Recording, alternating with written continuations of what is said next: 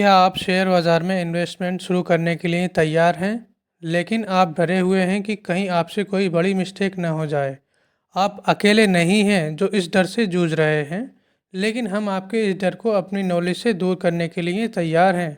भारतीय शेयर बाज़ार अवसरों से भरा हुआ है, लेकिन इसमें पॉसिबल नुकसान भी हो सकते हैं अगर आप सही इन्वेस्टमेंट ना करें। Welcome back to our YouTube channel Multibagger Academy, जहां हम आपको सिखाते हैं कि शेयर मार्केट में किस तरह से सही इन्वेस्टमेंट किया जाए। आज की इस वीडियो में हम आपको बताएंगे कि किस तरह से एक बिगनर को अपनी इन्वेस्टमेंट जर्नी की शुरुआत करनी चाहिए और किन बातों का खास ख्याल रखना चाहिए। जनरली देखा गया है कि जब कोई नया ट्रेडर्स या कोई इन्वेस्टर जब मार्केट में इंटर करता है तो वो कॉमन मिस्टेक्स करते हैं ज़्यादातर। उन्हीं मिस्टेक्स में पहला नाम आता है, जैसे कि हम ज़्यादातर इन्वेस्टर्स या ट्रेडर्स जो होते हैं वो पेनी स्टॉक्स की तरफ अट्रैक्ट होते हैं। तो हम इन सब चीज़ों से बचना चाहिए, क्योंकि पेनी स्टॉक्स क्या होता है कि उसमें जो साइकोलॉजी होती है ट्रेडर्स की, वो ये होती है कि किस तरीके से ज़्यादा क्वांटिटी में शेयर्स को ख़रीदा जाए। एक नया ट्रेडर और नया बिगिनर्स जो भी है वो अगर बहुत कम रिस्क के साथ अपना इन्वेस्टमेंट शुरू करना चाहता है तो उसको ब्लू चिप कंपनीज़ में इन्वेस्टमेंट करना चाहिए। ब्लू चिप कंपनीज़ वो कंपनीज़ होती हैं जो कि बहुत जानी मानी और बहुत बड़ी मार्केट कैप के हिसाब से बहुत बड़ी कंपनीज़ होती हैं। जैसे कि हम नाम आपको जानते हैं, रिलायंस इंडस्ट्रीज़ का नाम आप सभी लोग जानते होंगे, आपने सुना ही होगा कहीं ना कहीं, जिसके ओनर जो हैं मुकेश अंबानी है। इसी तरीके से हिंदुस्तान यूनिलीवर्स है जो कि खाने पीने की चीज़ों को और डेली की चीज़ों को जो बनाती है। इसी तरीके से एचडीएफसी बैंक है जो बैंकों में सबसे बड़ी प्राइवेट बैंक है। तो इस तरह की जो कंपनीज़ होती हैं उनको हम ब्लू चिप कंपनीज़ बोलते हैं, जो कि बहुत सेफ़ होती हैं। अगर कोई भी नया ट्रेडर से अगर बहुत ज़्यादा सेफ़ इन्वेस्टमेंट करना चाहता है तो इस तरह की कंपनीज़ को वो चूज़ कर सकता है। और अगर हम नेक्स्ट बात करते हैं, कोई ज़्यादा थोड़ा सा रिस्की और ज़्यादा ट्रेडर है तो वो मिड कैप कंपनीज़ में इन्वेस्टमेंट शुरू कर सकता है। मिड कैप कंपनीज़ में रूट मोबाइल या इस तरह के सीजी कंज्यूमर और बहुत सी जो कंपनीज़ आती हैं, वो इन कंपनीज़ में क्या होता है कि इसमें रिस्क रिवॉर्ड रेशियो ज़्यादा होता है, यानी कि आपको नुकसान भी होने के चांसेस ज़्यादा रहते हैं और इसी तरीके से रिवार्ड यानी कि आपको रिटर्न भी बहुत ज़्यादा मिल सकते हैं। तो इसी तरह से अगर नेक्स्ट हम बात करते हैं कि स्मॉल कैप कंपनीज़ में अगर कोई बंदा ज़्यादा इन्वेस्टमेंट करने की कोशिश करेगा या रिस्क, तो उसका रिस्क रिवॉर्ड रेशियो उससे थोड़ा ज़्यादा होगा। यानी कि अगर स्मॉल कैप कंपनीज़ में आप इन्वेस्टमेंट करेंगे तो आपकी जो वेल्थ है वो 10 गुना 20 गुना या उससे ज़्यादा भी हो सकती है।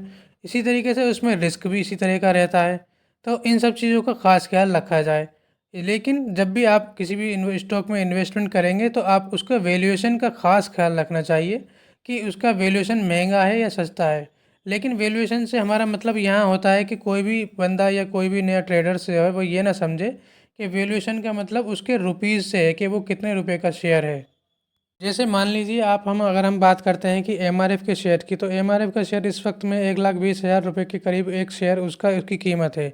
लेकिन उसका वैल्यूएशन अगर हम देखेंगे, यानी कि वैल्यूएशन का मतलब होता है पीई रेशियो, तो उसका पीई रेशियो कितना है, 26 के बराबर आसपास है।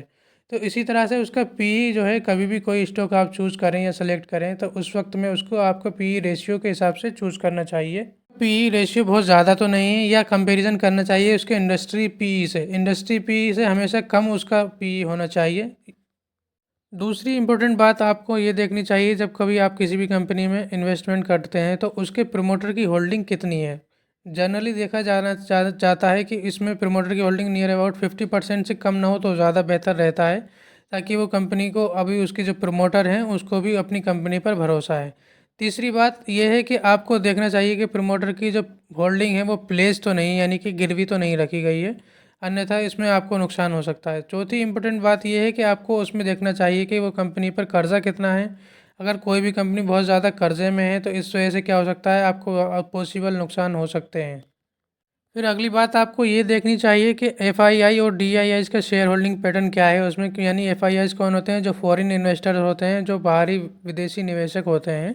वो जब कंपनीज़ में इन्वेस्ट करते हैं तो उनको हम फॉरेन इन्वेस्टर कहते हैं। उनकी अगर होल्डिंग अच्छी होती है तो इसका मतलब होता है कि वो कंपनी ज़्यादा अच्छी है। और डीआईआईज़ कौन होते हैं, जो कि डोमेस्टिक इन्वेस्टर होते हैं, जो बड़े बड़े फंड होते हैं जो कि इंडिया के या उसी कंट्री के होते हैं, तो उसको हम बोलते हैं डीआईआईज़, जिनकी शेयर होल्डिंग को भी देखना ज़रूरी होता है। इसके बाद बहुत ज़्यादा जिस कंपनी में पब्लिक होल्डिंग्स हो उस कंपनी में इन्वेस्टमेंट करने से बचना चाहिए।